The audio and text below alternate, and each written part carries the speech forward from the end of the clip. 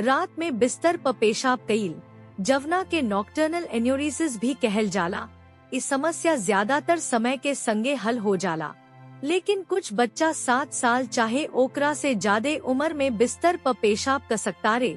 याद राखी कि बेडवेटिंग में बच्चा के कवनो गलती ना होखे, ऐसे कबो बच्चा के ना डांटी। एह समस्या के समाधान खातिर ओह लोग के पूरा सहयोग दी आ धैर्य से काम करी। बच्चा के मदद करे खातिर कुछ टिप्स।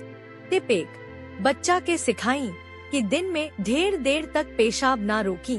टिप 2, ध्यान राखी कि आपके बच्चा दिन भर अवूरी रात में सुते से पहले नियमित रूप से पेशाब करी।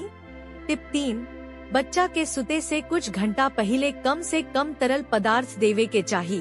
टिप 4, जवना रात बच्चा बिस्तर पर पेशाब ना करी और रात सवेरे ओकर तारीफ करी, अवूरी ओकरा के एगो छोट उपहार भी दी। टिप 5, अलार्म के इस्तेमाल करी ताकि बच्चा रात में जाग के पेशाब करे। तनी धैर्य आ सहयोग से घर में ही ये समस्या आसानी से हल हो सकेला। अगर अभी भी दिक्कत के सामना करे के पड़ता तो डॉक्टर से जरूर सलाह ली।